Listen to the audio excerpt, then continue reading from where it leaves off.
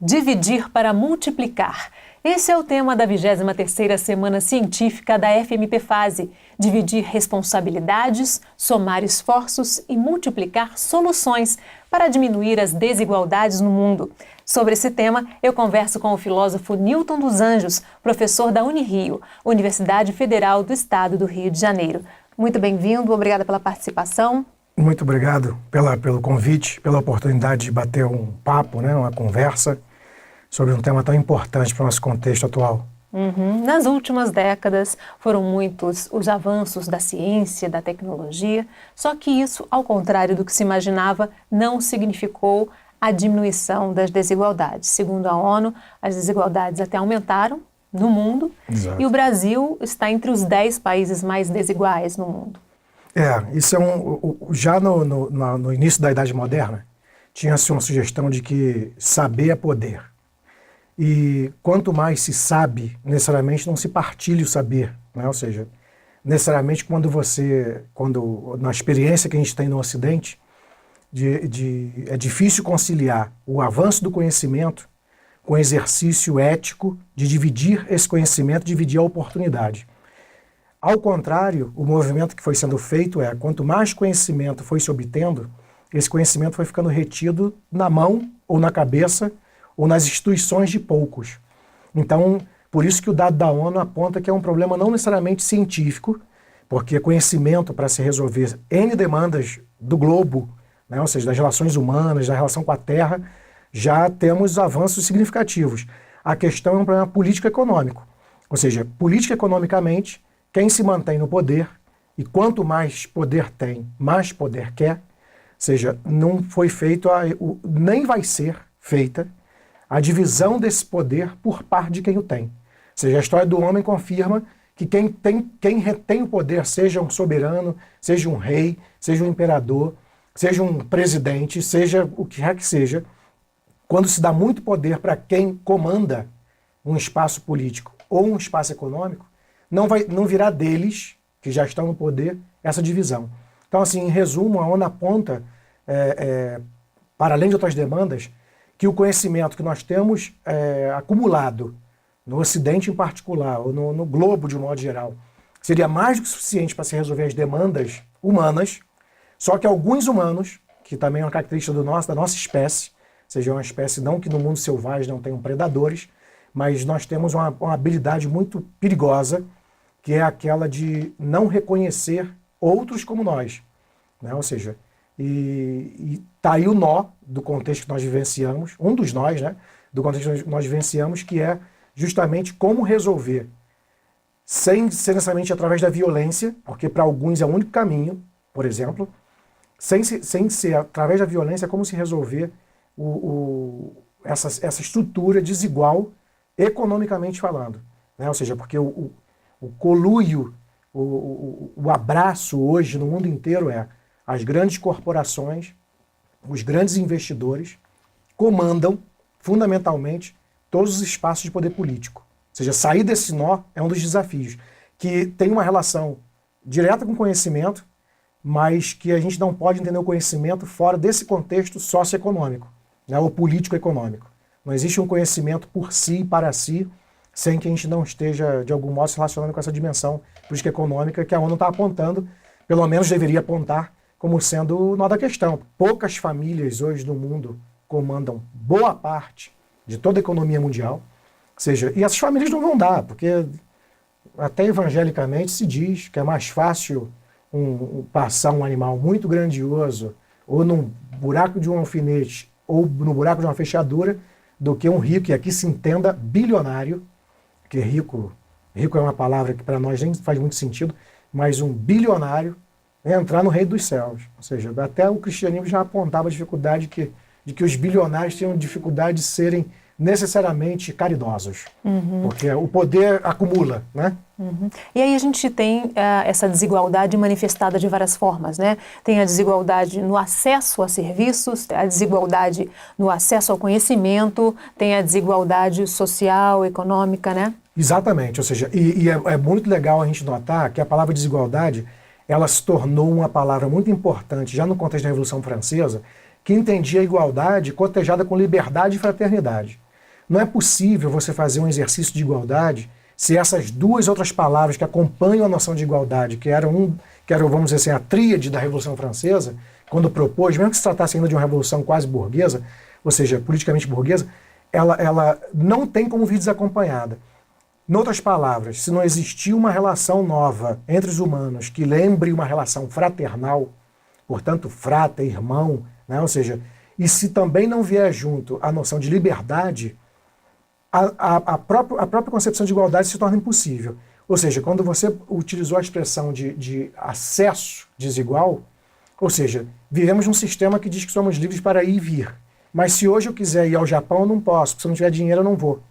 Você entende? E para além da questão econômica, se esse país não quiser me receber, eu também não posso ir. Vivemos num sistema econômico que diz que qualquer pessoa de Petrópolis pode transitar pela cidade. Né? Ou seja, se você mora num bairro um pouco mais simples da cidade e você não tem sequer para comer, qual é a liberdade que você tem para ir degustar, se for o caso, em Itaipava? Porque se a pessoa não consegue nem sair do próprio bairro, porque não vai caminhar até qualquer lugar da cidade, ou seja, logo é desigual o tratamento e é desigual o acesso. E aí está a chave no acesso, né? Porque uma coisa é a escolha, todos têm a escolha para viver da forma como querem e vão viver de formas diferentes, é claro, de acordo com o que você acha melhor para você. Mas o acesso deveria ser para todos, a oportunidade, né? Exatamente, ou seja, num contexto sociopolítico ou social que todos tivessem o mesmo acesso, mesmo que não fosse para grandes riquezas, aí sim se manifestaria diferenças.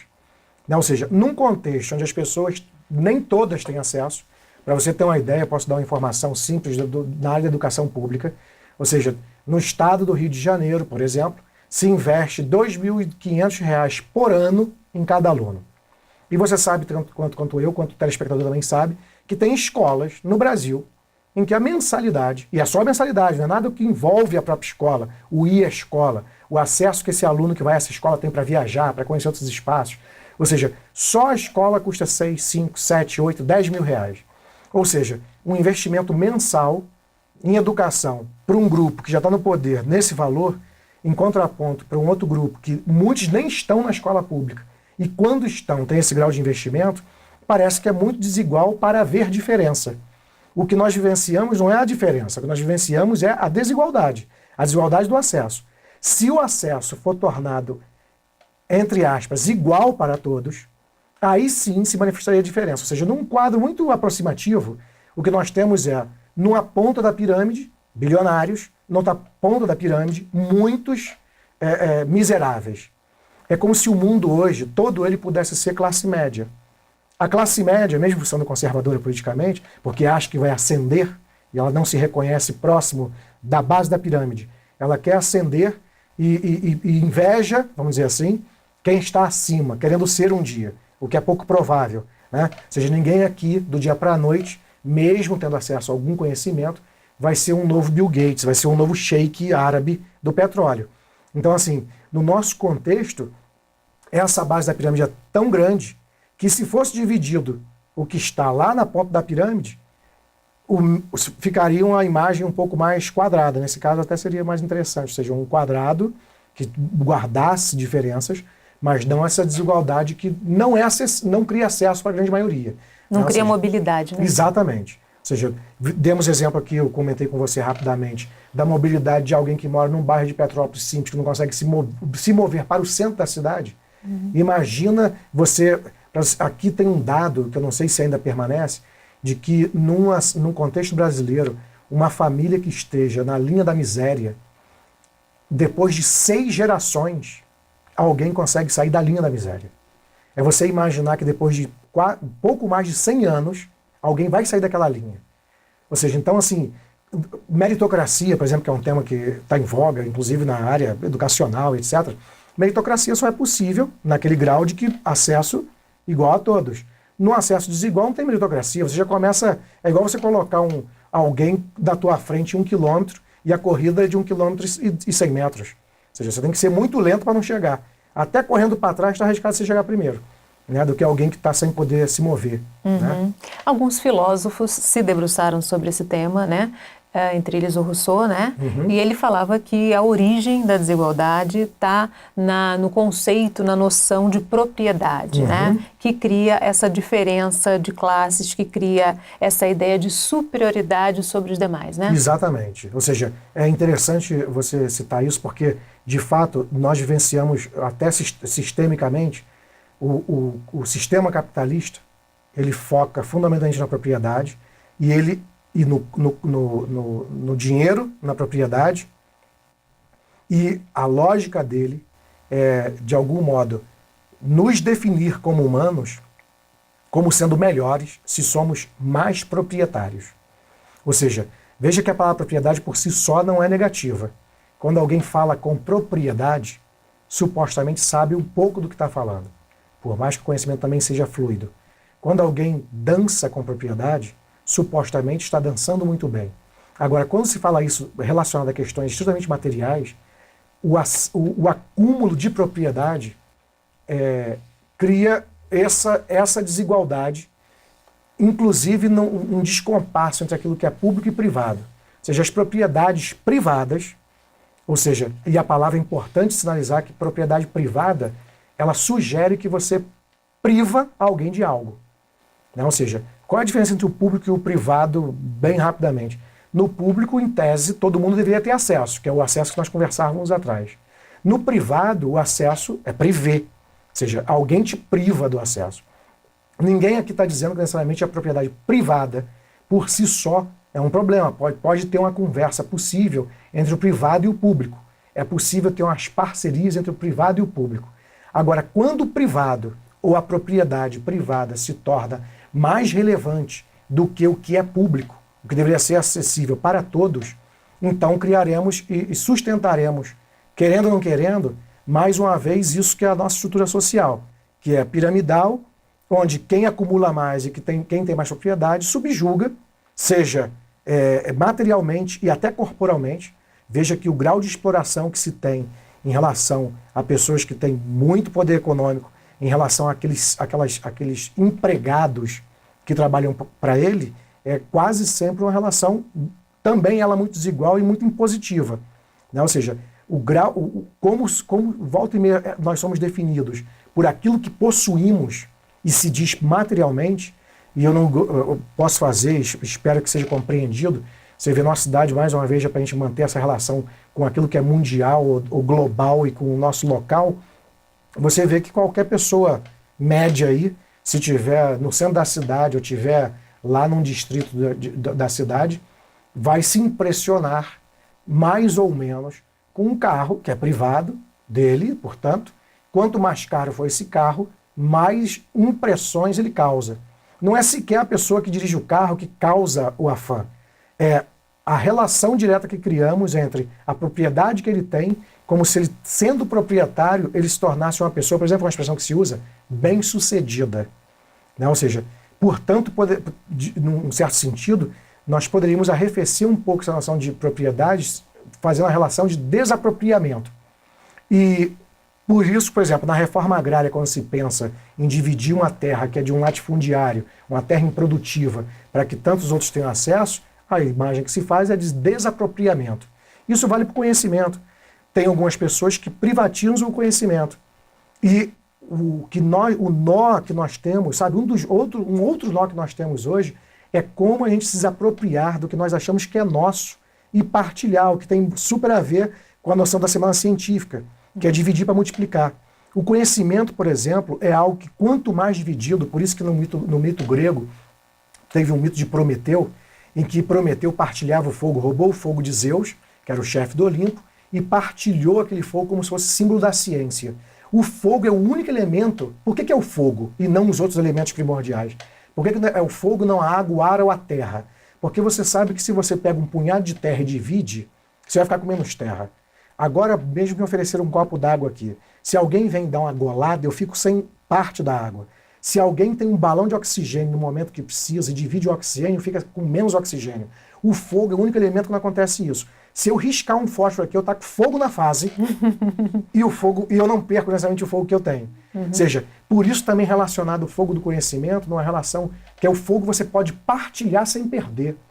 E, mais uma vez, no contexto grego, que era muito erótico, isso vale por isso que a gente usa a expressão fogo, considerado das relações corporais também. Se você está menos ou mais foguento. Porque se você estiver foguento, você consegue afogar o outro. E o fogo se espalha, né? E quando você partilha o fogo, você não perde o seu fogo. O fogo se alimenta, né? Por isso que a ideia de chama. Então, de igual maneira, no conhecimento, quanto mais foguentos estivermos e quanto mais partilharmos, mais aprendemos. Eu posso estar falando com você aqui, você comigo, o que você sabe, você divide comigo e não perde. E vice-versa. Ou seja, veja criando contraponto daquilo que a gente estava falando. Ou seja, o contexto mundial que nós temos é de privatizar, inclusive, o conhecimento. Uma das formas de se privatizar o conhecimento é pagando patente. As pessoas, por exemplo, você sabe que tem uma medicina natural que é muito menos ofensiva para certos tratamentos para o nosso corpo do que o tratamento farmacêutico. Mas todo mundo indica remédio porque enriquece não o médico, enriquece o dono da empresa, né? Ou seja, que às vezes nem tem dono, é uma sociedade anônima, enfim. Veja que você partilha conhecimentos e quando você partilha conhecimentos, você de algum modo ilumina a vida dessa pessoa com qual você partilhou. E a pessoa pode transformar a sua vida, mais uma vez, para usar essa metáfora, torná-lo foguento, para animar o mundo, criando uma relação com o tempo que parece que não tem a ver. Veja que nós estamos dizendo que nós temos relações cada vez mais frias, talvez porque não estejamos trocando suficientemente nossos saberes e nossos dons uns com os outros, né? Ou seja, as pessoas estão esfriando e até, de certo modo, desanimando da própria vida, né? Ok. E você também pode acompanhar a Fase TV na internet. O endereço está aí na sua tela, youtube.com/fmpfase. Faça a sua inscrição e receba os alertas dos novos episódios. Vamos fazer um rápido intervalo. No próximo bloco, a gente continua falando sobre o tema de hoje, dividir para multiplicar. O Em Questão volta em instantes. Até já!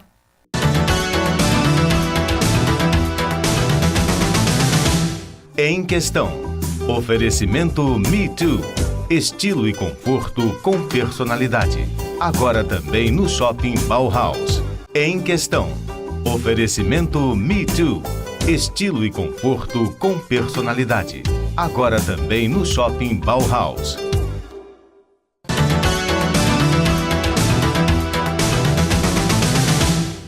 O Em Questão está de volta falando sobre o tema da 23ª Semana Científica da FMP Fase, Dividir para Multiplicar. Nosso convidado é o filósofo Newton dos Anjos, professor da Unirio, Universidade Federal do Estado do Rio de Janeiro.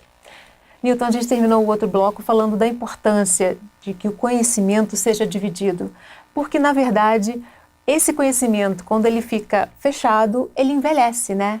Exatamente. Ou seja, tem a ver também com aquilo que a gente conversava sobre privar o outro do conhecer, né? Ou seja, você fecha, você priva, né? Ou seja, e todo exercício do conhecimento, seja o autoconhecimento, seja o conhecimento das relações com o outro, e nas suas mais diversas dimensões, ou seja, poderia citar aqui na relação, por exemplo, na relação amorosa. Já se sugere que é uma relação. E aliás é uma redundância, porque o amor já é por si só relação. Então relação amorosa é relação, né? Ou seja, quando o casal, qualquer que seja o tipo de casal que se instaure, ou seja, quando o casal deixa de se relacionar, parece então que a própria, quem está envolvido seca, né? Ou seja, e a palavra seco, por exemplo, em latim quer dizer separado, ou seja, a gente se separa porque ao não se relacionar, ao não trocar, a gente fenece.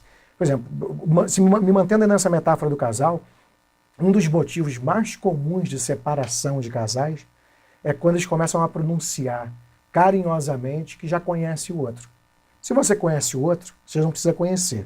E se você não precisa conhecer, você não troca mais, né? Ou seja, de igual maneira, vale para um âmbito um pouco maior. Ou seja, os fanatismos, que é tão comum, por exemplo, hoje na dimensão religiosa, infelizmente, a religião pode ser, de fato, uma dimensão super importante de transformação para quem quer que seja, desde que seja uma relação profunda com aquilo que a gente chama de transcendente. Independente da religião que a pessoa tenha, tendência, né, ou tenha sido formado. Mas quando você se torna fanático, você deixa de trocar. A característica do fanático é essa. O fanático, geralmente, já está tão cheio de si de suas crenças que acha que é impossível ou incapaz de conhecer e aprender com qualquer outra forma de estar no mundo. Isso vale para a religião, vale para a cultura. Se você, por exemplo, tem uma noção de que existe um dado cultural, eu vou falar musical, por exemplo, se você acha que tem um tipo de música, ou um estilo, para ser mais exato, de música, que é muito mais interessante, mesmo que seja muito interessante, que é muito mais interessante de qualquer outro estilo, você perde a habilidade de trocar a experiência das sonoridades. Porque você fica especializado num tipo de audição e você desaprende a ouvir o que é diferente. É o estar fechado, não estar aberto para essa troca, para esse novo, Exatamente. Ou seja, você vê que, apelando mais uma vez para imagens antigas, uma das imagens que se usava para estar fechado ou aberto era, por exemplo, se estamos num ambiente supostamente fechado, como esse estúdio aqui, se ficássemos aqui permanentemente, quase que numa adaptação de programa televisivo, certamente surtaríamos, porque por mais interessante que sejamos, é importante o contato com o mundo exterior, é ele que nos renova também. Se você for uma pessoa que ama sua família e não sai de dentro de casa, você também vai deixar de aprender outros modos de ser no mundo. Ou seja, e uma das expressões que se usava, portanto, para esses espaços hermeticamente fechados, é que teria que se encontrar frestas para que entrasse, nem que fosse um vento diferente. E, por exemplo, a esperança, para quem gosta do termo, uma das expressões que está vinculada é essa, um vento de esperança, um sopro de esperança, né? Qualquer pessoa que não tem essa experiência porque a experiência com o diferente ou com essa abertura pode ser uma abertura em que você vai em direção ao outro ou então que você simplesmente permita esse outro chegar. Por exemplo, hoje nós temos uma experiência muito interessante que é uma modificação em função dos desenvolvimentos tecnológicos de você às vezes ter que sair menos de casa porque o mundo parece chegar dentro da sua. Isso é ótimo quando você utiliza a ferramenta digital para entrar em sites diversos, por exemplo. Em sites que te mobilizem formas de conhecimento e aprendizagem diversas. Agora, se você diariamente nem sai de casa e permanece numa rede social em que as pessoas simplesmente estão ali para postar alguma coisa e botar curtir o coração, isso necessariamente não vai te acrescentar nada, você entende? Ou seja, mas você pode entrar num site para ouvir música árabe, você pode entrar num site para saber o que está acontecendo na Somália, você pode entrar num site para entender o que está acontecendo no Brasil, não só em Petrópolis, né? Ou seja, então você pode ser tocado, isso que é o lindo também do conhecimento. Tem uma teoria, que eu não sei se confirma, que a melhor forma de aprender, e matemática, mateses, tem a ver com aprender, já que o tema da semana científica tem a ver com a matemática, a melhor forma de aprender é quando você não nota. Então, por que eu estou dizendo isso? Porque eu dei o exemplo de pessoas que estão em casa, ou poderiam estar em casa, na internet. Ou seja, e se ela está na internet e está fuçando coisas diferentes, um despertar até para um sentido da existência, um despertar até para a vida profissional, um despertar até para a vida afetiva, pode acontecer quando ela menos espera. Agora, se ela se mantiver focado, isso é uma experiência, por exemplo, o pessoal que trabalha com empresas gosta demais desse papo de se manter focado. Focado tem a ver com foco, mas também lembra foca. E foca em circo, equilibrava uma bola na ponta do focinho e o objetivo dela era ficar vendo colorido sem ver o mundo. Portanto, você fica meio tapado quando você está focado. A ideia é que você seja multifocal. Agora tem até umas propagandas na televisão que falam assim, multidigital ou pluridigital, um negócio desse, né? Ou seja, quando você é multifocal, você talvez aprenda mais coisas, porque a gente nunca sabe de onde pode vir de fato a transformação. Tem pessoas que focam, que vão mudar a vida olhando sempre no mesmo lugar, e o despertar dela, que é desaperto, o despertar dela vem de um lugar ao lado. Esse esquema de sentir provocado e esse esquema de se abrir para algo que eu não conheço, para se abrir para algo que eu não me aprenderam, não me ensinaram melhor, ou me abrir para algo que não é a minha formação pessoal. Portanto, eu diria que pode ser um motivo de experimentação perfeita. Por exemplo, religiosamente, alguém tem formação católica. Por que não tenta ler ou ouvir mais o que vem a ser o budismo, não para mudar de religião, mas até para saber quais são as suas próprias crenças? Tem hora que a gente só consegue perceber o que nós somos observando o que é diferente de nós. Ou seja, isso vai até para a política. Por que supostamente os conservadores têm crescido num país como o nosso? Porque eles sempre foram leitores das pessoas que são mais progressistas. E eles aprendem como retrair os progressistas. Em compensação, tem pessoas que se dizem muito revolucionárias, mas não querem entender o mundo de lá. E por isso acabam não sabendo como confrontar. Né? Então, assim, esse jogo de chispa, e sem querer me alongar, que eu estou falando muito, mas eu comentei no outro bloco a noção de fogo, né? Ou seja, o fogo do conhecimento que é partilhado. Veja que o homem inventou o fogo a partir de um movimento de fricção. E você só consegue friccionar se você tiver duas mãos agindo. Né? Ou seja, não vai ter fogo nem fricção se você não tiver a gente chama de filosofia de dicotomia. Ou seja, se não tiver dois moventes. Portanto, talvez eu aprenda mais daquilo que eu gosto, às vezes lendo aquilo que eu não gosto, aquilo que eu não conheço, até para aprofundar o que eu já carrego. Então, assim, esse movimento do tempo que nós vivemos está sendo, infelizmente, as pessoas estão perdendo a oportunidade de ouvir, ou tentar ouvir profundamente, aquele com o qual ela não concorda, para, inclusive, entender quais são as coisas que ela diz que acredita. Ou seja, nós vivemos num tempo que as pessoas estão meio que tacando pedra de um lado para o outro.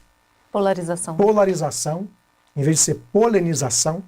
Não, ou seja, em vez de ser polar, podia ser pólen. Ou seja, de modo que uma abelha dessa, as mais sábias, se é que a gente possa usar esse termo para as abelhas, mas as mais sábias são aquelas que meio que passam por diversas flores. Né? Uma vez me perguntaram qual é a parte do corpo que eu achava mais interessante, eu disse para mim mesmo que eu acho que é o sangue. Porque o sangue, como circula, ele conhece todas as partes do corpo. De algum modo, ele tem um conhecimento, que não é um conhecimento igual ao conhecimento que a gente faz quando a gente está estudando, mas é uma espécie de domínio do corpo. Ele passa, ele sabe onde é que está o pé, ou ele sabe onde é que está a perna, a cabeça, ou seja, o sangue que passa pela minha cabeça também passa pelo resto do meu corpo, você entende? Então talvez seja por transitar ou a parte mais inteligente do nosso corpo.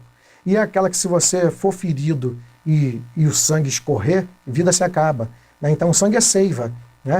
Ou seja, então assim, você vê que o movimento, a abertura, que são palavras que você já citou aí, que são muito interessantes, o movimento, a abertura, a diferença, o fato de não ficar inseguro por não saber coisas, mas ter a curiosidade de saber. Você veja, eu sou professor de filosofia e tem uma das etimologias para a palavra filosofia, é aquele que ama o conhecimento. E o filósofo não quer ser sábio nem ignorante, mas quer ficar entre a sabedoria e a ignorância. Ou se é que é possível também esse estar entre. Mas esse entre não é um ponto médio, mas é saber que é ignorante e ignorar por vezes que sabe alguma coisa. Não é como se fosse uma distância agora matemática, não, nem o quilômetro 100 nem o quilômetro 0, vai ficar nos 50, não, senão você vai ficar parado. Mas é transitar no efeito de pêndulo, saber que ignora muito do que acha que sabe e sabe muito do que acha que ignora. Você vê, o filósofo, portanto, ele interroga. Interrogar é esse entre. Se você ficar num pêndulo, você vira numa parte do pêndulo, num extremo, melhor, você fica arrogante. E se você ficar no outro extremo, você fica arrogante, que é o que roga, o que acredita em tudo. Né? Arrogante, a filosofia propõe o interrogante. Né? Ou seja, uma pessoa que transite por esses mundos. Então, eu sou, ou pelo menos me digo e me dizem, sou heterossexual, supostamente, até ontem à noite. Se é que a gente pode definir as relações afetivas assim. Mas aprendo muito com pessoas que não têm a mesma opção que eu. Né? Ou seja, que não vivenciam a experiência do prazer como eu. Né? De igual maneira, aprendo muito com amigos que são da vertente ou da tradição de religiões afro-brasileiras, que não é a minha, mas aprendo muito da mitologia daquele grupo e das crenças daquele grupo. De igual maneira, não sou da matemática, não sou da biologia, mas toda vez que converso com colegas que não são da minha área, eu aprendo mais e apreendo para a minha área. Então, assim, você ter o exercício de ver o outro como alguém com quem você pode aprender, o outro como alguém que você pode se deixar provocar, é você se abrir para o outro e abrir-se. Porque quando a gente abre para o outro, a gente se abre com ele e para ele. Né? Qual o papel da filosofia, você já começou a falar, nesse mundo contemporâneo aí, em relação às desigualdades, em relação à polarização, a todas essas questões? Olha, a filosofia, uma das coisas mais lindas que ela tem é que o Kant diz uma frase que é curiosíssima. Né? Kant, que é um filósofo do iluminismo, né? Que propunha a razão como sendo uma forma de autonomia em relação às crendices. Ou seja, o Kant tem duas frases que me chamam a atenção do Kant, dentre tantas outras, mas uma ele diz que alguém que se põe a pensar gasta pouco. No mundo em que nós estamos destruindo a Terra, se nós aprendêssemos a valorizar nossa imaginação e nosso pensamento, ficaríamos com algumas questões existenciais profundas, mas não transformaríamos não nos transformaríamos naquilo que o sistema geralmente nos provoca, que é uma grande ansiedade, e toda vez que a ansiedade é aumentada, você aumenta pelo menos 3 características do humano no mundo contemporâneo. Doença, ou seja, não são poucas as pessoas que somatizam suas decepções, né? Então, hoje, praticamente, boa parte das pessoas que adoecem, elas somatizaram alguma decepção em relação ao que quer que seja, porque a pressão do mundo é muito grande, né? Então, assim, se você tem um estômago supostamente frágil, na hora que você está ansiosa ou ansioso, é o estômago que vai doer. Se você tem dor de enxaqueca, vai ser a cabeça. Se for uma dor no joelho, é o joelho, e assim vai. Então, doença, portanto, tanto é que é só passar mais uma vez pelo centro de Petrópolis, que a gente sabe que é banco, farmácia, né? É banco para o cara se decepcionar, porque só o banqueiro ganha, e a farmácia você pagar na prestação do cartão que o banqueiro vai ganhar também. Então, assim, ou seja, é banco, farmácia e doença. A outra é consumo. As pessoas acham que vão resolver suas ansiedades consumindo. A válvula de escape. Exatamente. E toda a lógica do comércio hoje, que o comércio de rua tem diminuído cada vez mais, toda a lógica do comércio é a de shopping, que é uma espécie de uma gaiola em que você vai supostamente comer, e nessa de comer você fica girando, vendo loja, e você cria desejo. Você nem estava querendo, nem estava precisando de nada, mas por algum motivo você se vê despertado seu desejo e você sai ali com alguma coisa. Supostamente tem os voyeurs do consumo, que são aqueles que te admiram que você está com a bolsa na mão. Veja, o conhecimento não precisa de bolsa na mão. Até livro se tornou, não que seja desnecessário, por favor, mas até livro ele se tornou um objeto relativizado com o desenvolvimento da tecnologia, né? Então, assim, o consumo é aumentado e a doença. E lembrando que consumir é fazer sumir. Ou seja, então, portanto, nós sumimos com o mundo porque consumimos demais. Então, doença e consumo e, por fim, é a destruição do próprio lugar, né? Então, nessa brincadeira, o filosofar, ele, curiosamente, ele não gera doença.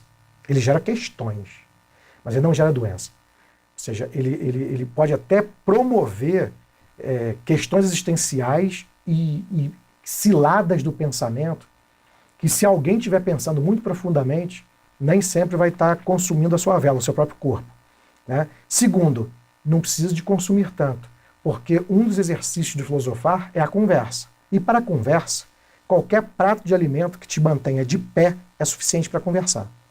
Então, eu não preciso estar com 2 quilos de roupa nova, ninguém precisa, para fazer o exercício da filosofia. Você precisa estar com alguém ao lado, se quiser, ou até solitariamente, né? Ou seja com um livro, seja ouvindo uma música, você pode despertar algum pensamento.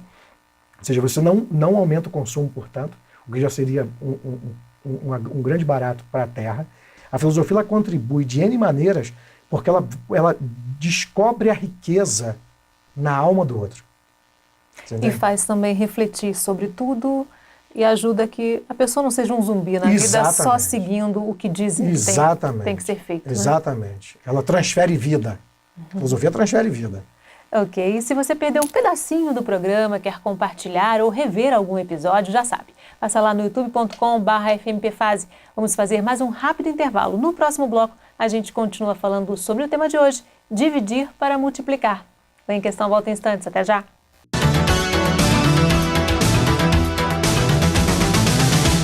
Em Questão. Oferecimento Me Too. Estilo e conforto com personalidade. Agora também no Shopping Bauhaus. Em Questão. Oferecimento Me Too. Estilo e conforto com personalidade. Agora também no Shopping Bauhaus.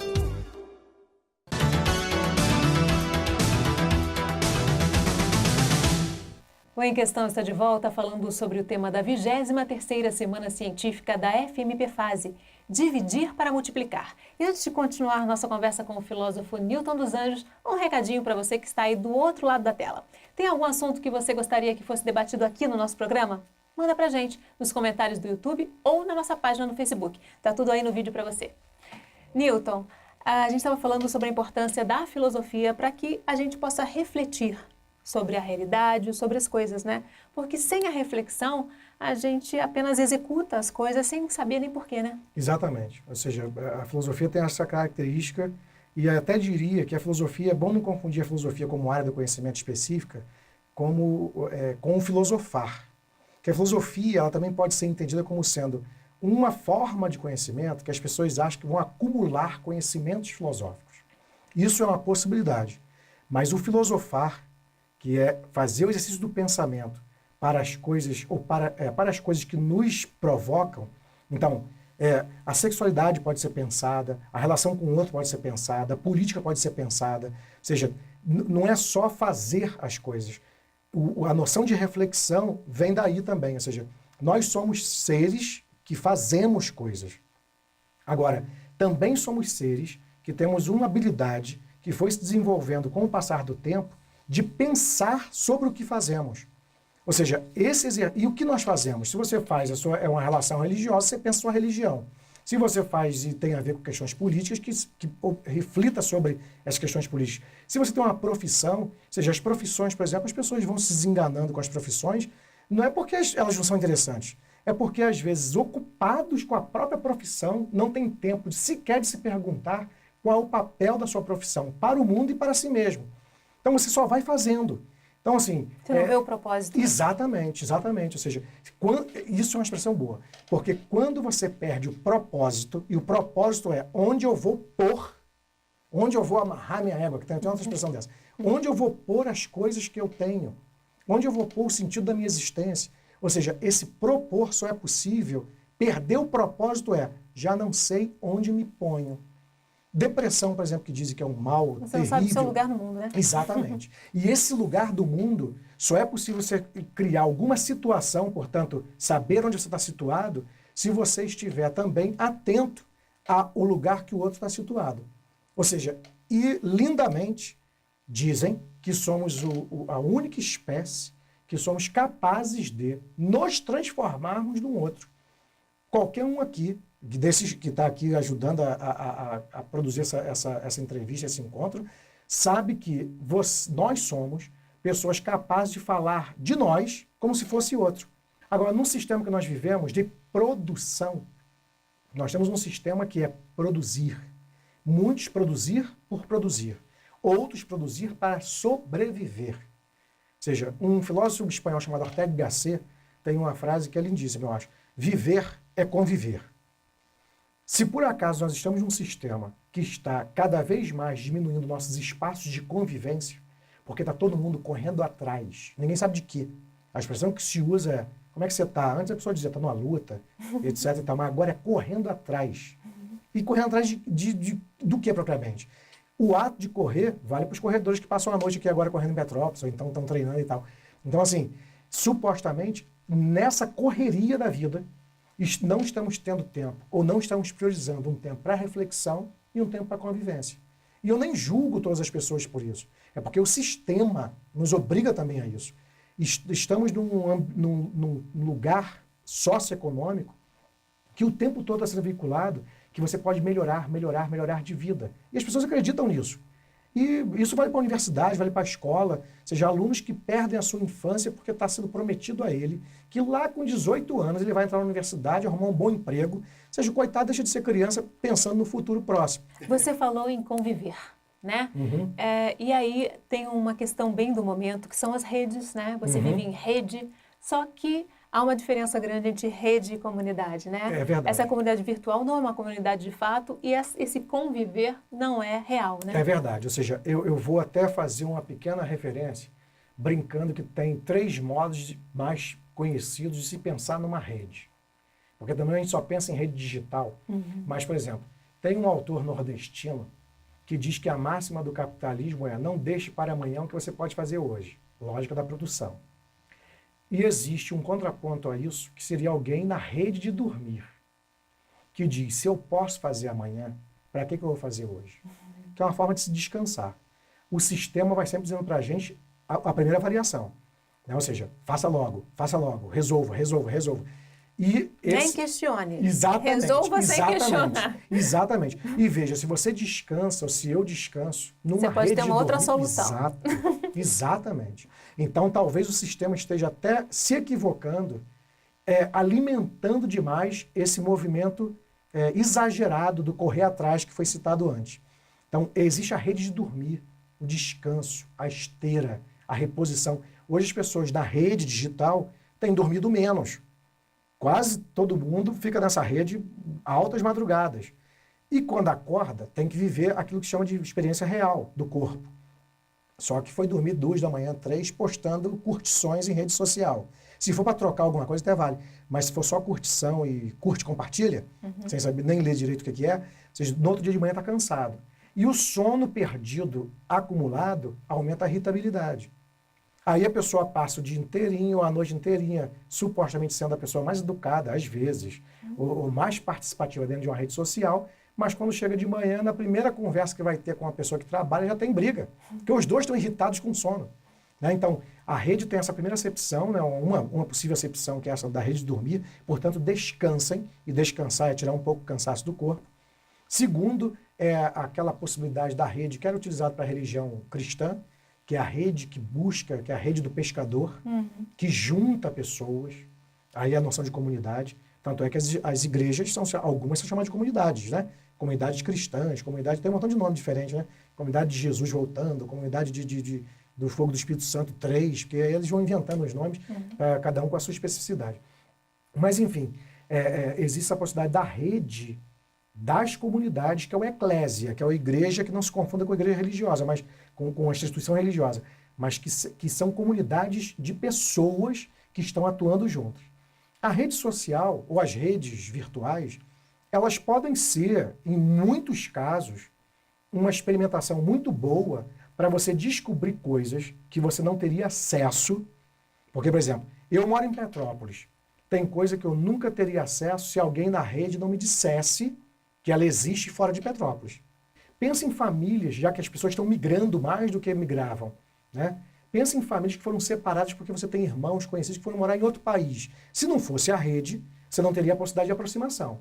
Por outro lado, o vício, que aí que é o problema, e a acomodação das redes faz com que você possa ter uma experiência muito negativa delas, que é você achar que estando em rede vai estar numa comunidade, que foi a viagem ou a sugestão que você deu aí. Ou seja, a experiência comunitária é uma experiência de troca e de negociação permanente. Se eu estou, por exemplo, em casa e tenho que negociar, entre aspas, com meu filho, o espaço, o tempo para ver uma TV, o tempo para estudar, etc., é uma conversa de negociação permanente, em que a gente vai aprendendo a lidar com o outro. A rede, não. A rede, qualquer um que de algum modo ou divirja, ou que você já não goste mais, ou que você acha que tem uma visão política diferente da sua, ou uma experiência religiosa que você não respeita, ou uma experiência sexual que você não se assusta, você deleta. E você fica na sua bolha, que é de um grupo que meio que pensa parecido, e aí o que a rede está criando em muitos casos... Os algoritmos levam a isso? A retroalimentação? Exatamente. Você vai criando pequenas bolhas que... numa rede que era para comunicação, e comunicação quer dizer tornar comum, viram canais. As bolhas são canais. Canais no sentido igual ao canal de televisão, que a gente muda de acordo com o nosso desejo. Então, estou num canal, não quero mais ouvir isso, vou para outro canal. Tem uma vantagem que é a mobilidade, mas tem uma desvantagem que é a incapacidade que as pessoas têm de fazer as negociações que a convivência humana exige. Então, não é o diálogo verdadeiro. Exatamente. Não há negociação. Exato. O controle está na tua mão lá, né? Exato. Aceito, não aceito? Exatamente. Ou seja, é quase que uma experiência, olha só que curioso isso, é quase uma experiência divina que algumas pessoas querem ter, que é matar o outro em vida. Ou seja, quando você deleta alguém, para aquela pessoa, o grego dizia isso, dizia que a morte é igual ao esquecimento. Então, pode ser que a gente tenha uma experiência dessa nas redes. Quando alguém nos incomoda para o bem ou para o mal demais, você tem um poder quase divino de esquecê-la. E você tira do pessoal que te incomoda. É mais uma vez, cada um não abrir mão da sua capacidade de raciocínio, de Exato. escolha própria Exatamente. e de reflexão sobre cada assunto, né? Qual o Exatamente. papel da escola nisso? Tem um filósofo, né, Uhum. o Morin, que diz que a educação deve despertar, né, para as coisas, né? Despertar para a filosofia, despertar para a música, despertar para a literatura. Exatamente. Olha, a escola, você vê, a escola para mim, eu vou usar essa palavra, a escola para mim, é o espaço do conhecimento chamado escola, na universidade, não tem palavra mais importante para mim do que tesão. É um espaço de tesão, no sentido, não no sentido que alguém possa imaginar pornográfico, também ele, se for o caso, mas é um lugar onde deve suscitar as pessoas, excitar as pessoas. E a escola é um lugar fundamental porque na origem da palavra escola, que é escolém, era um lugar de ócio, um lugar onde as pessoas podiam se dar ao luxo de contemplar e refletir. Ou seja, por exemplo, se nós estamos numa escola e a escola passa a ser também um ambiente de produção e só de produção, ela perde o seu lugar. Porque ela deveria ser um lugar de reflexão, um lugar feito para refletir. Se for para acúmulo de informação, por isso que os alunos também muitos abandonam. Porque acumular demais é muito peso, sem você saber para quê. Então, a escola é uma instituição fundamental e que ela é tão fundamental para a transformação do mundo, ela é tão fundamental para a transformação do Brasil, que hoje nós assistimos, ao contrário das propagandas governamentais, nós assistimos um desmonte das instituições educacionais públicas em todas as três instâncias, que é na instância nacional, na estadual e na municipal. Ou seja, e veja que eu não estou falando contra ninguém em particular, estou só dizendo que é um projeto equivocado. Qualquer projeto de transformação social que diminua a disparidade, a desigualdade socioeconômica, que provoque a imaginação no outro, que se você tem imaginação, você passa um tempo bonito sozinho. Se você não tem imaginação, tu inventa logo alguma coisa estranha para fazer. Mas se você tem imaginação, você cria alguma coisa. Né? E a escola tem que ser o lugar para fomentar isso. Agora, como que a escola vai ser esse lugar se não é dado as condições para quem trabalha ali, se for o caso, sejam condições materiais ou condições de recursos humanos para a pessoa continuar querendo excitar os outros? A reflexão. Então, a escola, ela é uma instituição para a qual, eu diria sem sombra de dúvida, se não passar a transformação ainda pelo espaço educativo, e mesmo dizendo que esse espaço educativo tem também que se tornar um pouco mais moderno. Ou seja, não adianta mais aquela estrutura que alguns aqui vivenciaram ou vivenciam, de você transformar um ambiente de sala de aula num lugar onde o professor acha que sabe dos negócios e passa para o aluno de modo passivo. Tem que ser um lugar vibrante, né? Ou seja, porque a gente precisa vibrar o mundo. Se transformar a escola nesse espaço vibrante, o mundo, ou o Brasil em particular, e mesmo essa cidade se transforma com mais rapidez. Mas não parece ser, infelizmente, o projeto, pelo menos atual. Né? Ou seja, o projeto atual é de desmonte desse espaço, naquilo que ele poderia dar. E de desânimo, seja do corpo docente, para você ter uma ideia, boa parte do corpo docente da rede pública, não sei da privada, porque eu não acompanho, mas da rede pública adoece, que foi uma daquelas palavras que nós usamos antes. Alguns abandonam, outros estão desanimados com o espaço. E como ser desanimado anima quem? Né?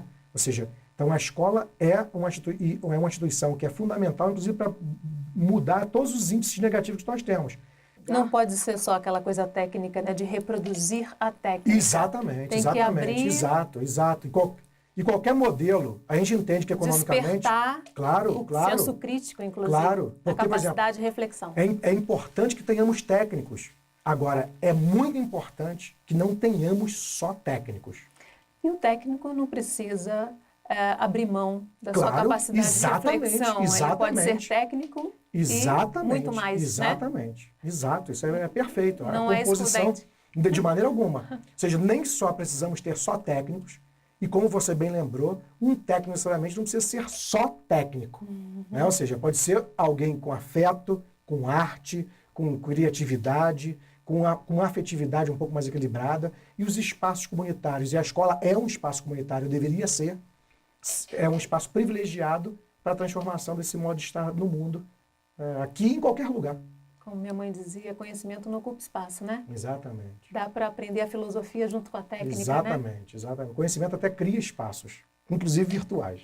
E como voltando lá para o início do nosso tema, já que a gente está finalizando o programa, o conhecimento tem que ser repartido, porque é o fogo que se multiplica, né? Exatamente, quando é repartido. exato. Senão fica igual água parada que apodrece, exato, né? exato. E tem que Não ser. se renova. E tem que ser. Você vê como é que até corporalmente a gente sinaliza assim, né? Ou seja, e tem também em jogo uma coisa muito importante, sabe?